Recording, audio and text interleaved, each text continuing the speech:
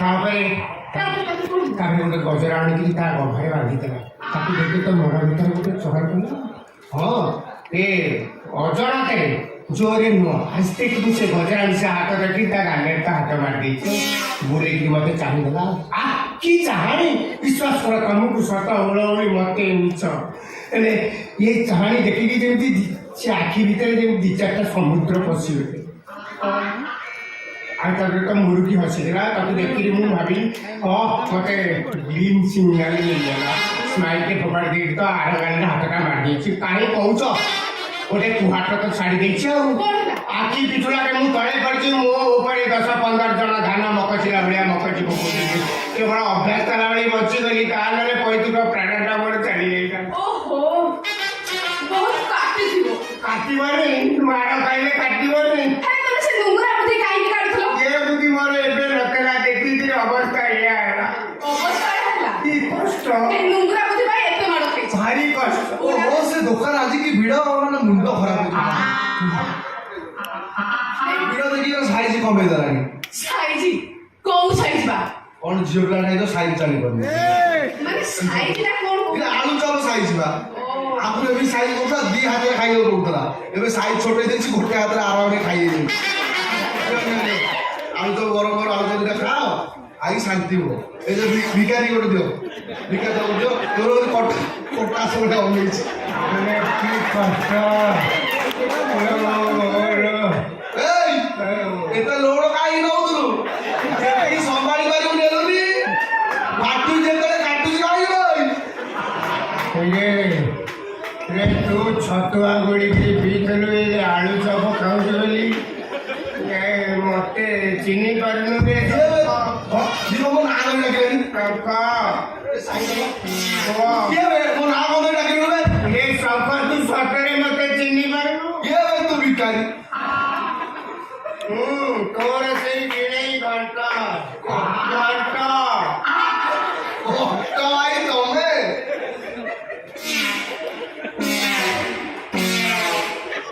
ତମର ଏମିତି ମଝିରେ ମଝିରେ କିଏ ପଠେଇଲା? ମାନେ ଘଣ୍ଟ ଭାଇ ଆମର କଣ ତଳ ଆଡୁ ରକ୍ତ ବାହାରିଲାଣି? କଣ ଯନ୍ତ୍ରପାତି ସବୁ ଠିକ ଅଛି ତ? ଆଉ କିଛି ଗଲା ସବୁ ବେମାର ହେଇଯାଇଛି ରେ। କାହିଁକି ହେଲା? ବିଶ୍ୱାସ କରିବୁନି ଏଇଠି ଗୋଟେ ଲୋକକୁ ଖୋଜିବାକୁ ସେ ବସ୍ତି ଭିତରକୁ ଯାଇଥିଲି। ମାରିକିରି ଫଟେଇ କେବଳ ଅଭ୍ୟାସ ଦେଲା ବେଳେ ପୈତୃକ ପ୍ରାଣଟା ମୋର ବଢିକି ଗଲାଣି। ତମର ସେ ଦୋଷ ବି ଅଛି? ଆଗରୁ ନଥିଲା। ସେ ଦୃଶ୍ୟ ଦେଖି ସାରିଲା ପରେ ମୋର ମନ ଭିତରେ ଗୋଟେ ଶିରା ପ୍ରଶିରା ରକ୍ତ ଗୁଡାକ ଯେମିତି ରେଳ ଭଳିଆ ଛୁଟି। ବିଶ୍ୱାସ କର ଅଜଣାତରେ ହାତଟା ତ ବଜେଇ ଦେଇଛି ଶଙ୍ଖ। ଅବସ୍ଥା ଦେଖୁନୁ। ଆଚ୍ଛା ଏ ଯୋଉ ଘଟଣା ଘଟିବାର କାରଣଟା କଣ ମତେ ବୁଝେଇ କହିଲ? ଗୋଟେ ଲୋକକୁ ଖୋଜିବାକୁ ଯାଇଥିଲି ବାବୁଙ୍କ କଥାରେ। ହଁ ସେଠୁ କଣ ହେଲା? ସେଠୁ ଅବସ୍ଥା ଏଇଆ।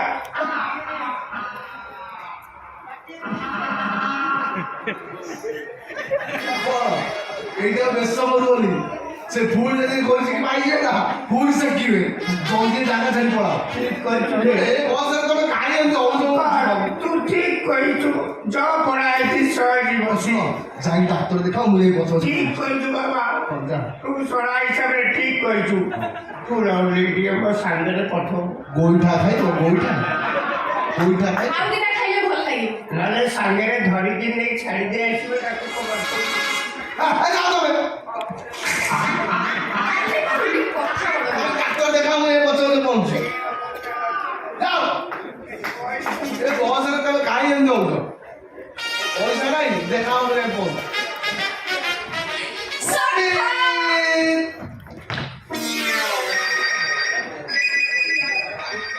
साला ये शांति रे कुंडे होते हैं हेलो मैडम नमस्कार आइए ये गुड़ता है गुड़ता है मुझे भी छोटा बक्सा दे दीजिए सबको तो चार दिया दियो आइए मैडम रखिए आइए आलू तो तुम्हारा ठंडा है ए सुनो से कौन ठंडे आलू तो ठंडा है एमिति ଗୋଟେ କଣ ହଉଛ ଖାଲି କଣ କୁଣ୍ଡେ କୁଣ୍ଡେ ଗୋଟେ କୁଣ୍ଡେ ଶୁଣ ମ୍ୟାଡାମ ଆସିଲେ ମୁଁ ଏଠୁ ଯାଉଛି ओ जाओ तो पुलिस ପୋଲିସ ତାହେଲେ ମୁଁ ଯିବିନି ତମ ଆଳୁ ଚପ ଥଣ୍ଡା ମୁଁ ଗଲେ ଖାଇଦେବି ସବୁ। ମୁଁ ଯାଉଛି। ଆଉ ଯାଅ ତ ମୁଁ ପୁଣି ମେଡିକାଲ ଯିବି ମେଡିକାଲ ବେଳେ ଯାଇକି ଦେଖା କରିକି ତ ଯାଅ ହଉ ମୁଁ ଏଥର ଯାଉଛି। ତମ ଆଳୁ ଚପ ଥଣ୍ଡା ବାଏ। ତମେ ଖାଇବ। ନା ନା ନା ମୁଁ ଆସୁଛି ବାଏ। ଡେରି ହେଇଗଲାଣି। ବାଏ। ଆଗରେ ହାତ ମାରିଦେଲେ ମୋ ଦେହ ହାତ ପଡ଼ିଯାଉଛି ଜାଣିଛ ନା ତ ଆଳୁ ଚପ ଭଲ ହେଇଛି ଏଠି ପଳେଇଲା ମୁଁ ଯୋଉ କାମରେ ସେ କାମ ହେଇପାରିନଥାନ୍ତା ଚନ୍ଦନ ଏକା ଚନ୍ଦନ କାଜ ଖୋଜିବାକୁ ପଡିବ ମୁଁ କଣ ହନୁମାନ ଚିନ୍ତା